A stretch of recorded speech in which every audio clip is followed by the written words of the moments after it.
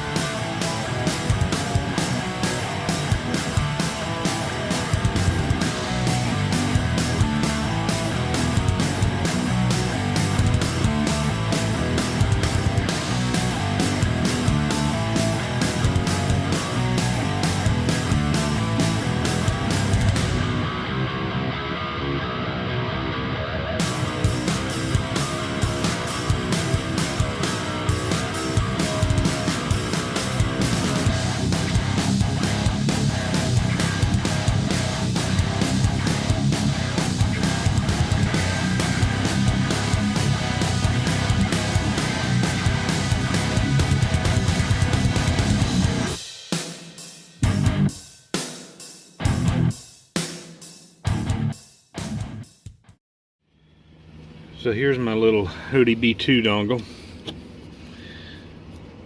Got it off Amazon. It's cheap. It doesn't cost much. It's just a Bluetooth Hootie B2 reader,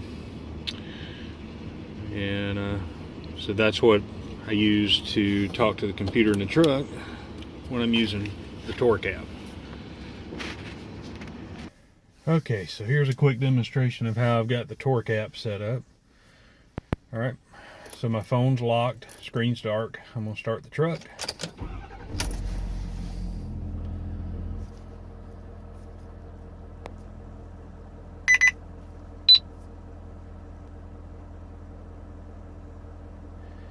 And there's Torque, loading up. Joe, really excited to be on here.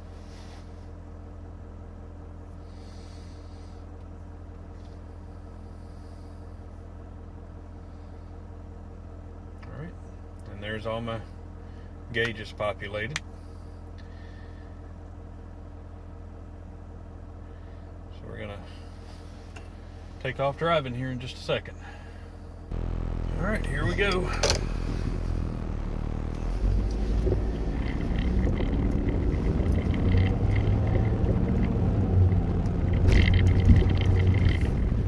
Now, one thing you'll notice is the values for torque and horsepower, they don't always show up and they lag a little bit.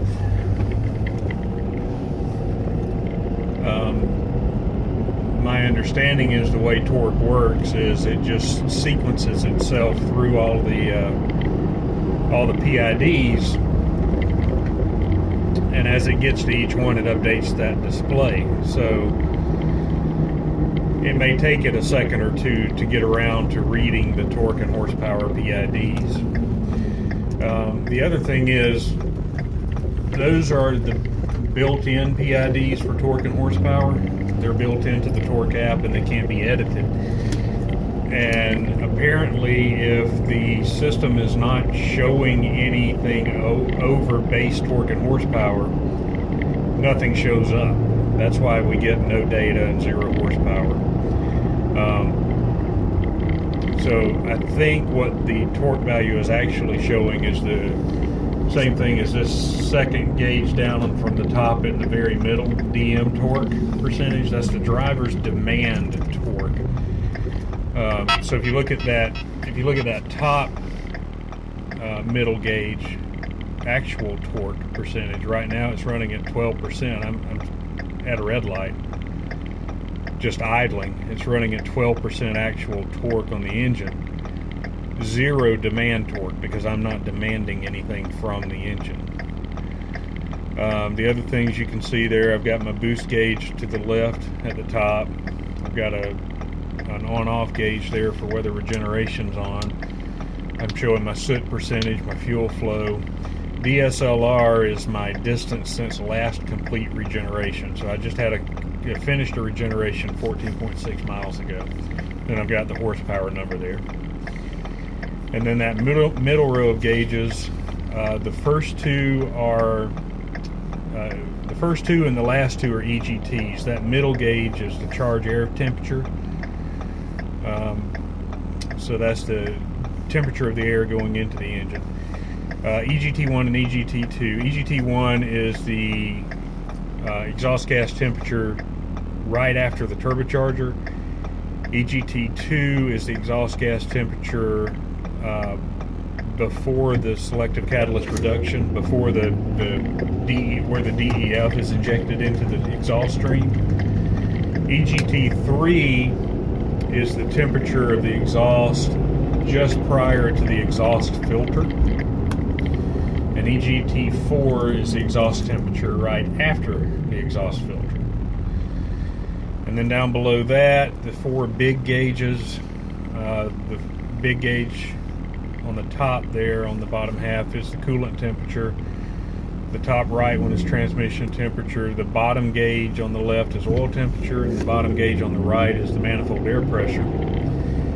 Going down in the middle there on the bottom are the top 2 are my alternator percentages, and the bottom one is my exhaust filter pressure, DPF pressure, and the bottom gauge there in the middle is my fuel rail pressure.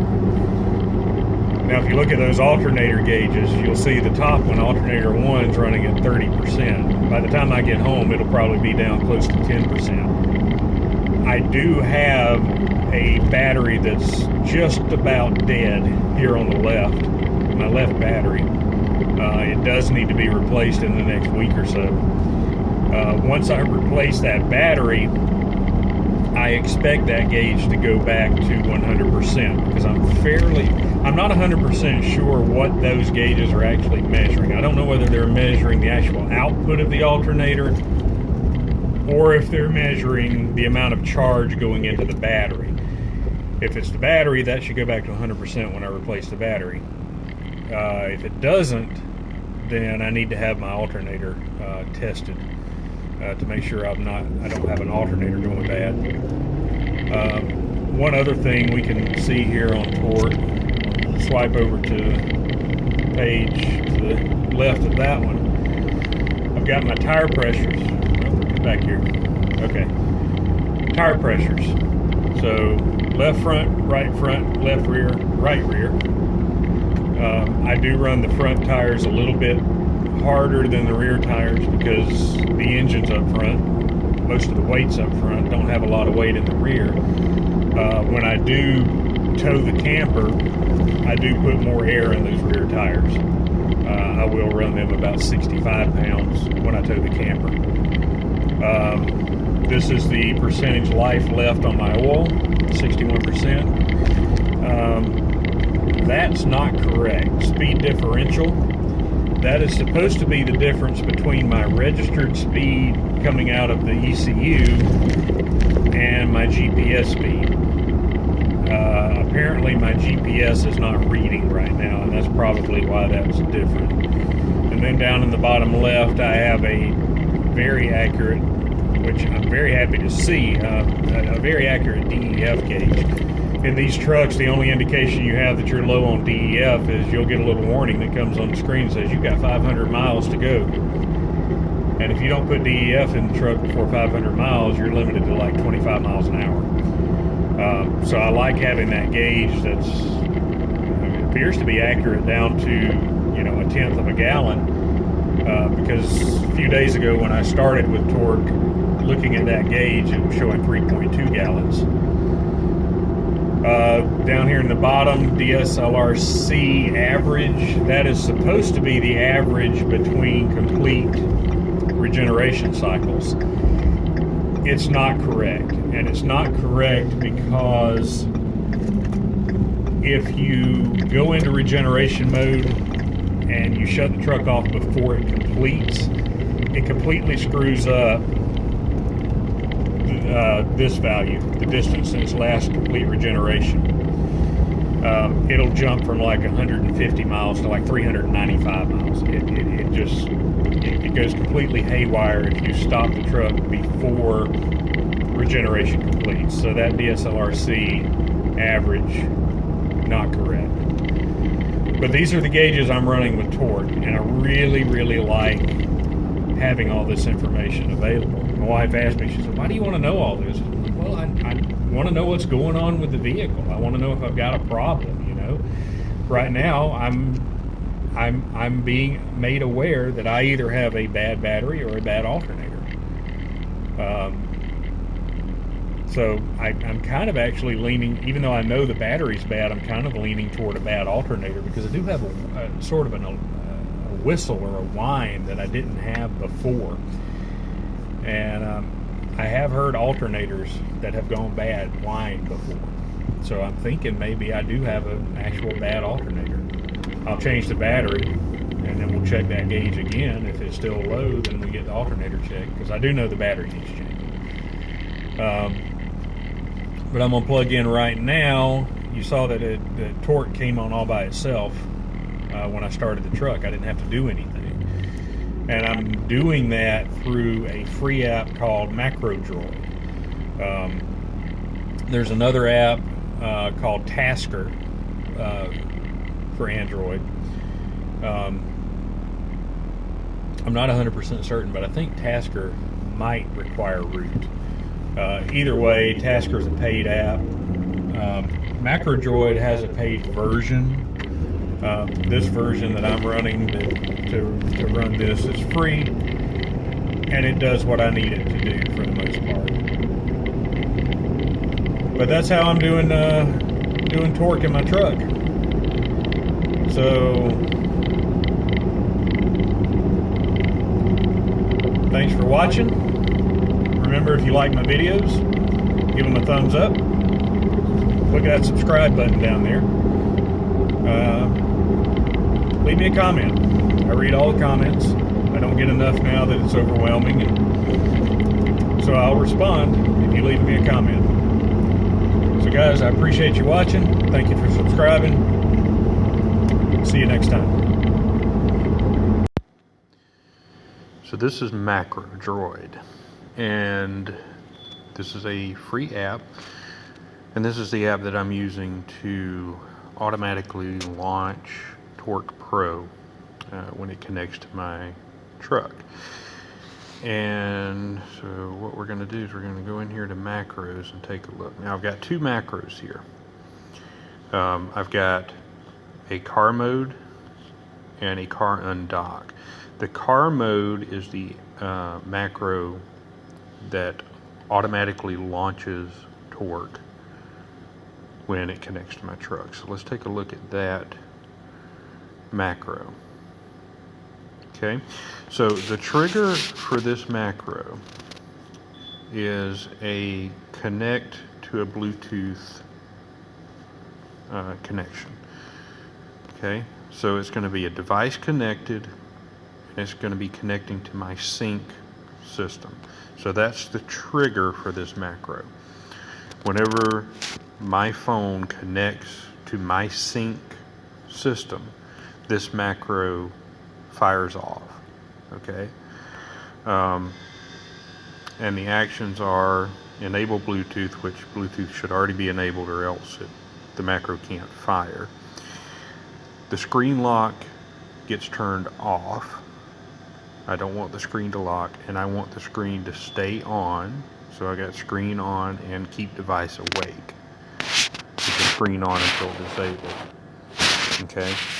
So basically what that does is it turns the screen on, it unlocks the phone, and it keeps the screen on. It sets the mode of the phone to keep the screen on. Don't automatically time out.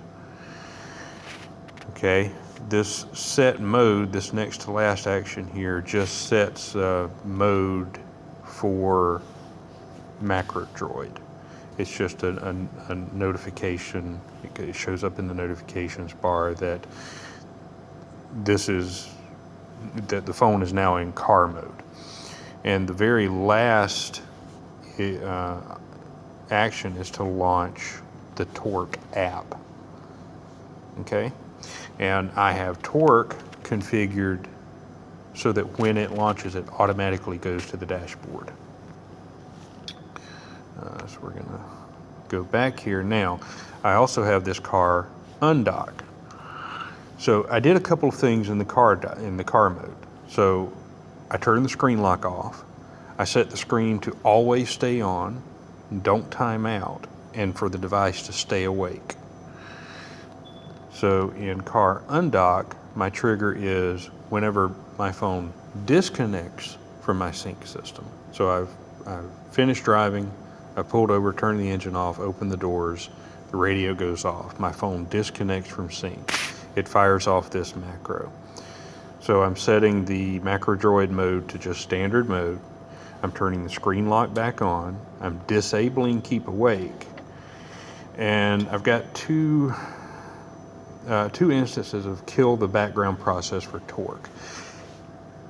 Torque is a little bit sticky, okay? It does not like or apparently allow its background process to be killed. Okay, my first version of this macro was to kill torque and then turn the screen off and lock the phone. I'm still trying to figure out how to kill torque without root. My phone's not rooted and I don't particularly want to root it. I'm trying to figure out how to kill torque without root. Doesn't seem like I'm gonna be able to. So right now my process is I get disconnected from sync, so the screen goes back into auto timeout mode. It will time out and go dark, but before it times out, I just back out of torque and shut it down properly. It's a little bit of a pain. I wish I didn't have to do that, but it's something about the torque app that's really, really sticky, and it's not allowing this other application to kill its process.